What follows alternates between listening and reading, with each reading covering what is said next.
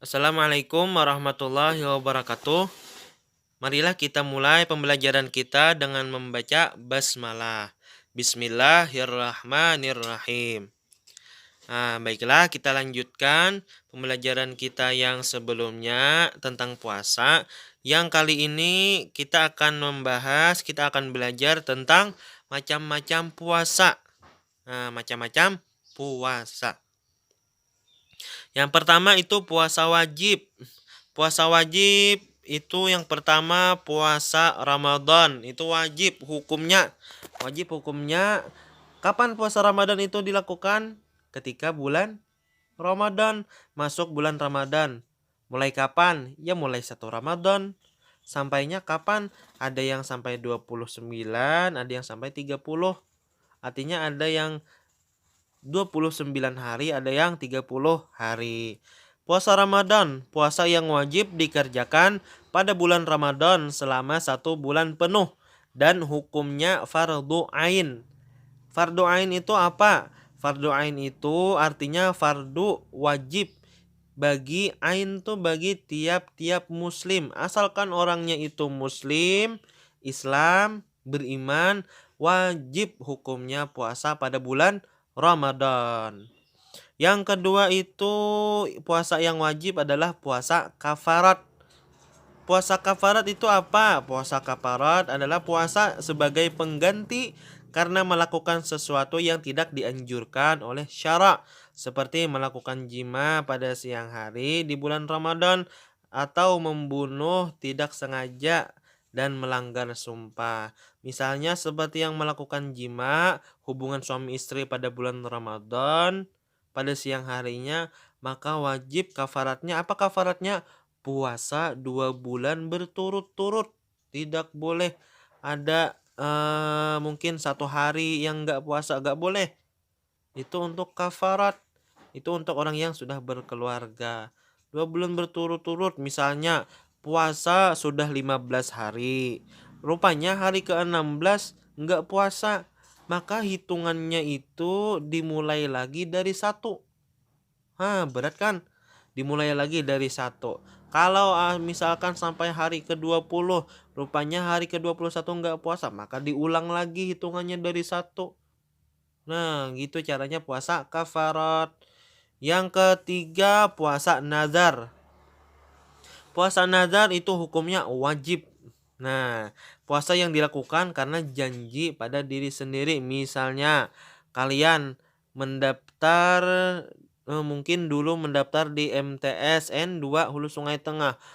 Misalnya kan mendaftar, banyak orang yang mendaftar namun yang diterima mungkin sedikit. Lalu kalian bernazar, ya Allah, misalnya nanti saya diterima di MTSN 2 Hulu Sungai Tengah, saya akan puasa 1 hari misalkan, maka puasanya hukumnya wajib. Itu puasanya dinamakan apa? Puasanya dinamakan puasa nazar. Nah, yang keempat, puasa qada.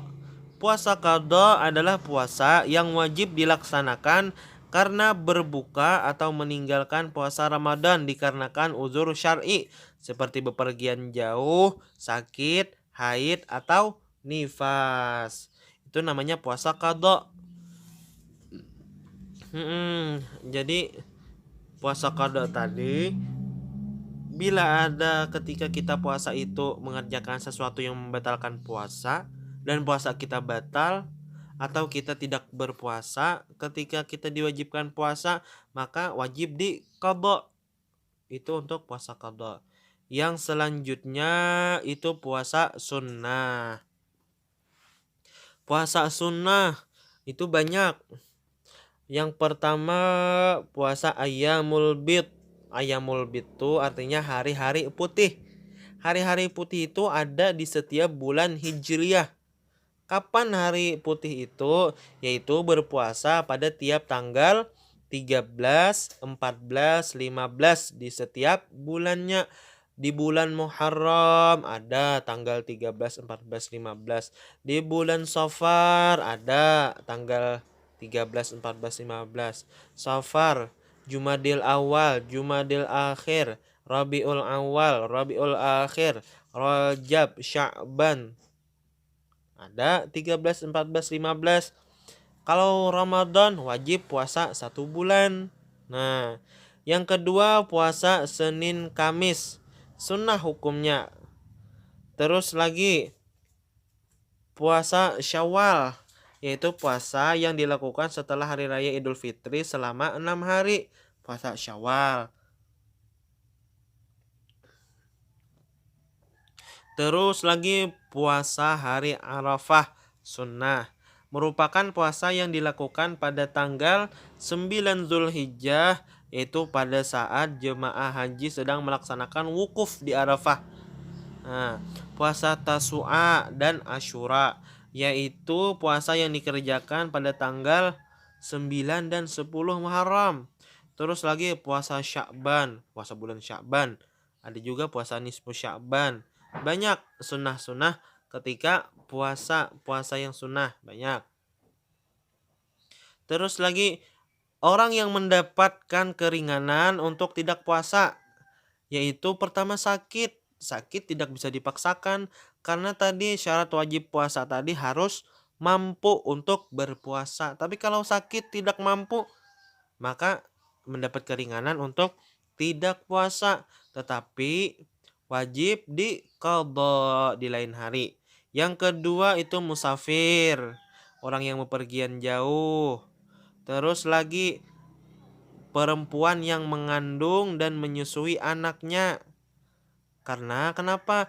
Karena ketika dia menyusui, misalkan ibu kalian ada yang menyusui adik kalian yang masih punya adik bayi, itu ibu harus makan. Buat apa tujuannya? Untuk si adik makan juga lewat ASI. Nah, terus lagi orang yang sudah tua renta, sudah tidak sanggup untuk berpuasa, maka dia membayar fidyah.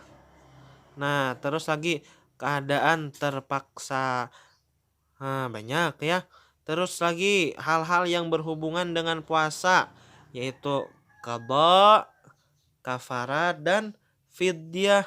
Fidyah itu membayar dengan beras untuk orang yang tidak puasa, untuk mengganti 1 hari dia tidak puasa.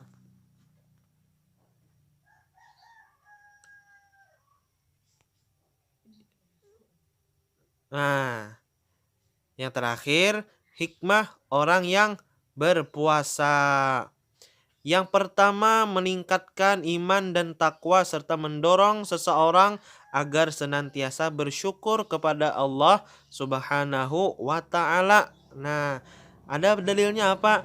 Ya ayyuhalladzina amanu kutiba alaikumus syiyam kama kutiba alal ladzina min qablikum la'allakum tattaqun. La'allakum tattaqun artinya mudah-mudahan, semoga, insya Allah kalian menjadi orang yang bertakwa. Terus lagi menumbuhkan solidaritas sesama umat muslim. Solidaritas artinya kita juga merasakan bagaimana laparnya orang miskin, bagaimana laparnya orang yang tidak memiliki makanan ketika kita bisa makan. Jadi itu hikmahnya. Terus yang ketiga, melatih dan mendidik kesabaran dalam kehidupan sehari-hari. Karena terdidik untuk menahan lapar. Kan kayak yang namanya puasa, di menahan ini, menahan itu, menahan mulut dari membicarakan orang, menahan mata dari melihat-lihat yang tidak bagus. Jadi itu dilatih ya. Terus dapat mengendalikan hawa nafsu. Sudah jelas. Yang kelima, mengistirahatkan organ-organ tubuh. Karena kita sudah 24 jam full pencernaan kita terus pencernaan kita terus, karena 24 jam full pencernaan kita mencerna makanan, perut kita terus bekerja, terus lagi lambung, usus terus bekerja 24 jam full. Apakah kita tidak kasihan? Nah, cara mengistirahatkannya ya kita dengan bawa berpuasa. Bedanya juga apa hikmahnya? kalau kita tidak makan mungkin kita bisa mungkin sakit perut. Tetapi kalau kita niatkan kita tidak makan untuk kita puasa, maka itu tidak akan ada menyerang kita. Kan aneh. Tapi nyata itulah hikmah dari berpuasa. Puasa itu adalah obat bagi setiap penyakit, ya. Jadi itu hikmah dari berpuasa. Nah, mungkin cukup sekian pembelajaran kita. Salah khilafnya Bapak mohon maaf. Billahi taufik wal hidayah wa ridha wal inayah. Assalamualaikum warahmatullahi wabarakatuh.